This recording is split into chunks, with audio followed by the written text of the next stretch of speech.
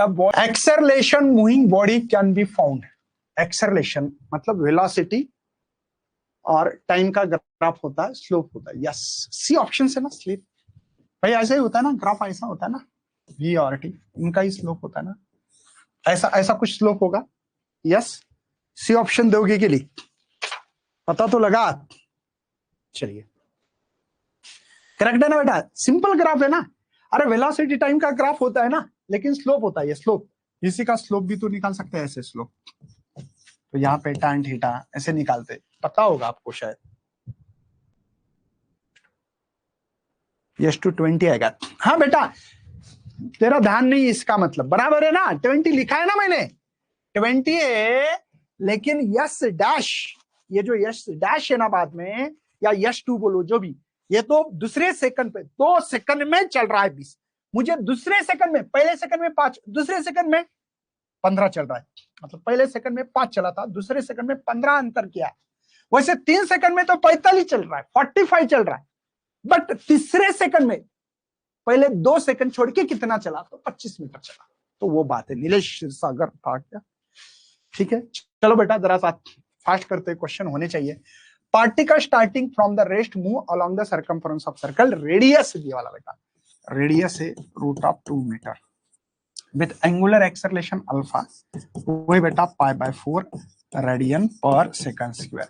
The magnitude of his average velocity, average velocity v average है ना, complete the quarter. बाप रे, मतलब ये सर्कुलर में चल रहा है ऐसा पार्टिकल, तो उनका कहना है यहां से यहां तक, ये ए से बी तक पार्टिकल चल रहा है 1 क्वार्टर, मतलब वही ना 90 डिग्री चल रहा है।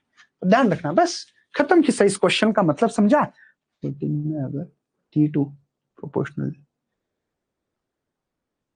यस चलेगा ना बेटा, चलेगा, आपकी मर्जी। देखो यार, सॉल्व करने का तरीका होता है, आपको जो भी अच्छा लगता है वो कर सकते हो।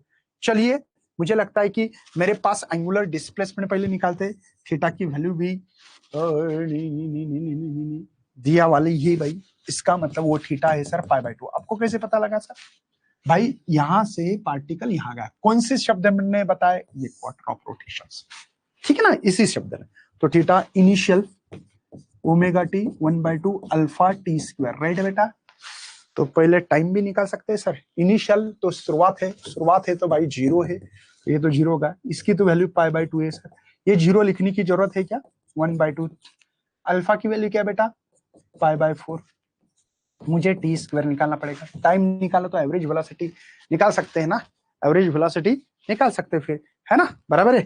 तो सर एक काम करते हैं सर, π/2, ओके सर, ये π/8 हो रहा है और ये टी स्क्वायर हो रहा है, किससे किससे कैंसिल कर सकते, पाई से पाई कैंसिल सर, ये 4 जा, ये 4 इधर आता है, तो ऐसा होगा सर t = 2 सेकंड होगा, 2 सेकंड लग रहे भाई यहाँ से।